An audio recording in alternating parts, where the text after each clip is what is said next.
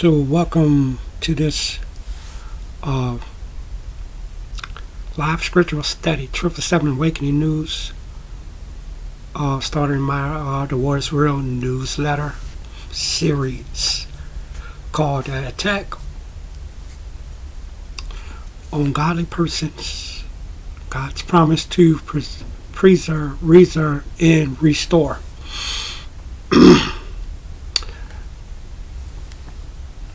I am your host, Tommy. First, they wanted to cover is issue 1, the corrupt nature. Hosea 4:6, and my people are destroyed for the lack of knowledge, because they have rejected knowledge. I will also reject them, that they shall be no priest to me. Seeing thou hast forgotten the law of their God, I will also forget their children. So God's promise to restore, those are the characteristics of the individuals that have brought on the generation curse because of their lack of love that they have for their Creator God, and the absence of the love of Jesus Christ in them, in which they have an account but do not attain a bank card to access the account. So they have an account of Jesus. They have an account of Christ. And in some cases they claim to have Christ, but they do not attain Christ in them. They have an account to a bank, but they don't have a bank card to access the funds. Issue 2, the corrupt land. 2 Chronicles 7:14. If my people which are called by my name shall humble themselves and pray and seek my face and turn from their wicked ways, then will I hear from heaven and will forgive their sin and will heal their land. So God's promise to restore those who are also the characteristics of the individuals who have brought on the generational curse on their own land. God promised to restore the land if they are willing to follow His instruction, which is nowadays in Jesus Christ. And hear the instruction: love the Lord God with all your heart, mind, and soul. Love your neighbor as the same with all your heart, mind, and soul. And thirdly, treat your partner or anyone that is a partnership to you as you want to be treated. Forget if you know the whole entire Bible. Forget if you think you know God. Forget if you have Jesus. Follow this instruction. Love, love, love. And God said, I will forgive their sin and heal the land.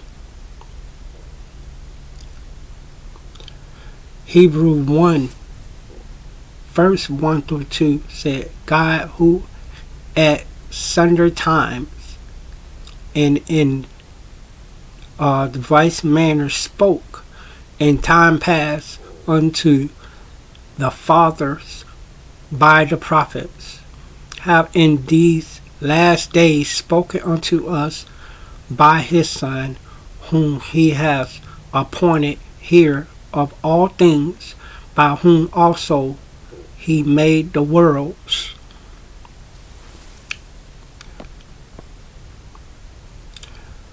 So issue 3, corrupt spirits dwell with corrupt nature. Matthew 10:16, verse 15 says, Behold, I send you forth as sheep in the midst of wolves. Be ye therefore wise as serpents and harmless as doves. The character of the wolf and the character of the lamb will have to face each other. The character of the wolf have all the power of the world because it is the spirit of the air that is in the world.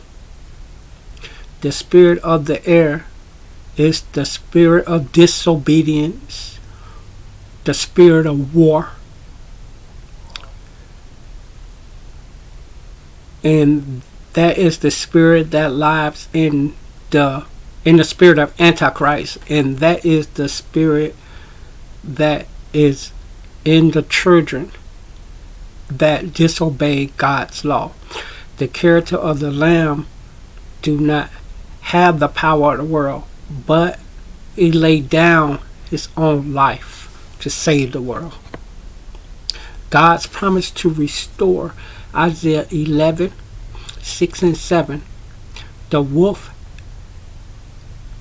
also shall dwell with the lamb. The cow and the bear shall feed, but the leopard shall lay down with the kid, and the calf and the young lion and the fighting together, and a little child shall lead them. Isaiah verse 6, the wolf is the character of the nature that will turn into a nation. When God restored the wolf, the corrupt nature and the character of the wolf, it would no longer dwell or carry the Antichrist spirit any longer, but it will be led away with the Holy Spirit. The Lamb of God is Jesus Christ, and who is also the second comforter. Isaiah 7 is also a character of the individual nature that will turn into a nation.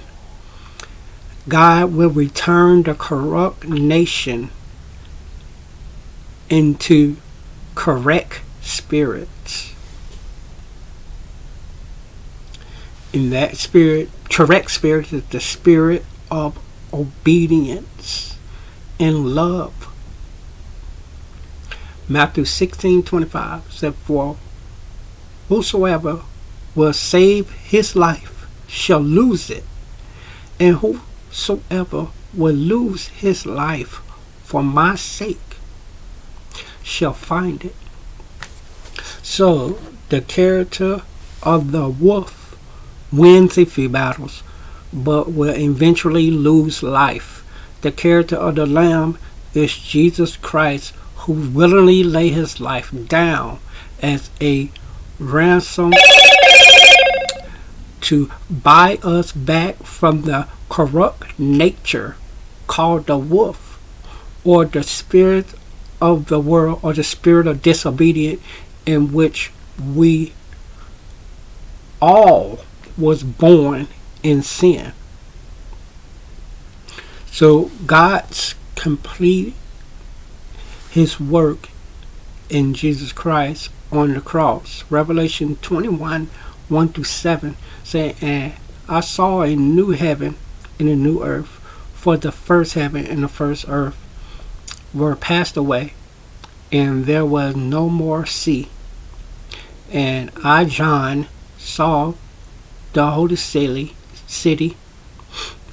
now Jerusalem, New Jerusalem, coming down from God out of heaven, prepared as a bride adored for her husband.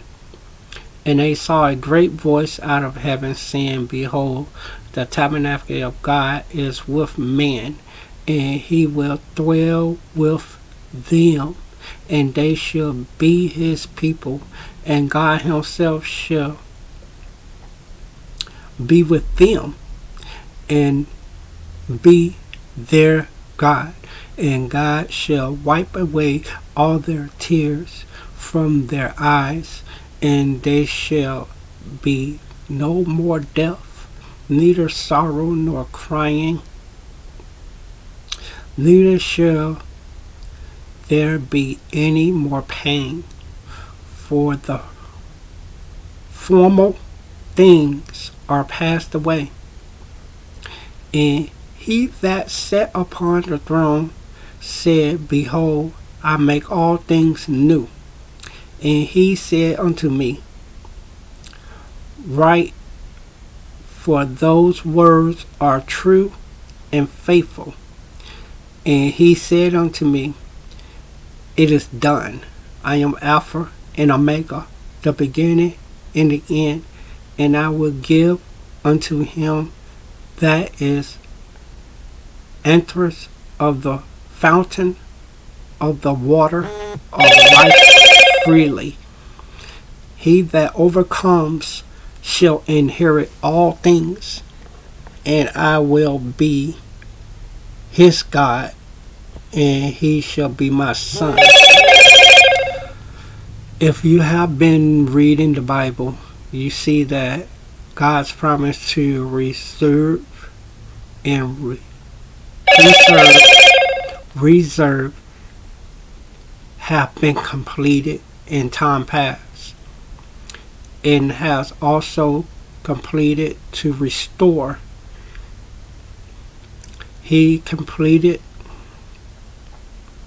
his work on the cross for all the characters. Nature and the lands of all human beings. If you truly believe what he has done, you will also believe that he will do you. Will believe his promise to restore. Philippians 2, 9, 11.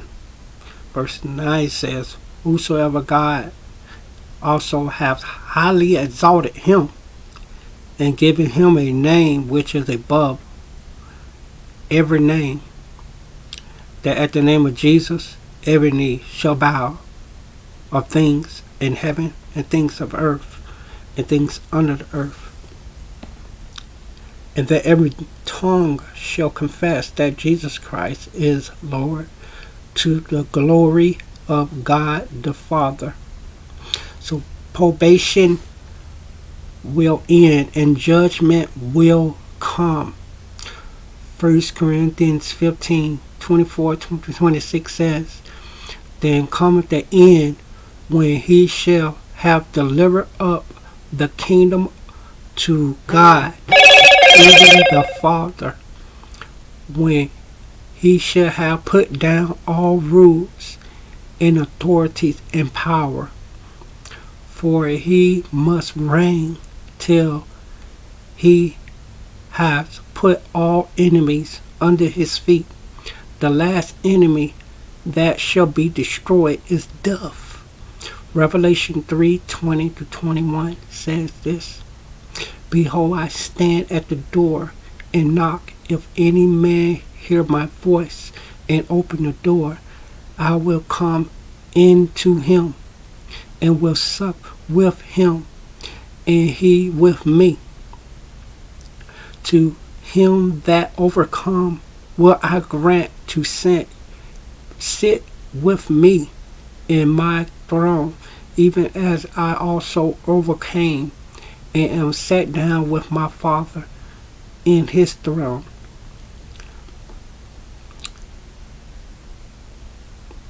Are you going to answer his call to receive you himself? Or is it the things that you can receive from the world worth it?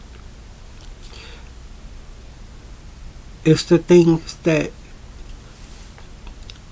you can receive from other people worth it? If is the opinion of other people worth it? Or will you overcome and find it more benefit to sit down with him? But to do that, you have to answer the call. You have to let him in. He's standing at the door. The door is your heart. You have to let him in, and he will come into you, and you will be with him, and he will restore all things to you. That is a promise made, and that is a promise kept. I thank all y'all who have watched. I thank you for watching. God bless you.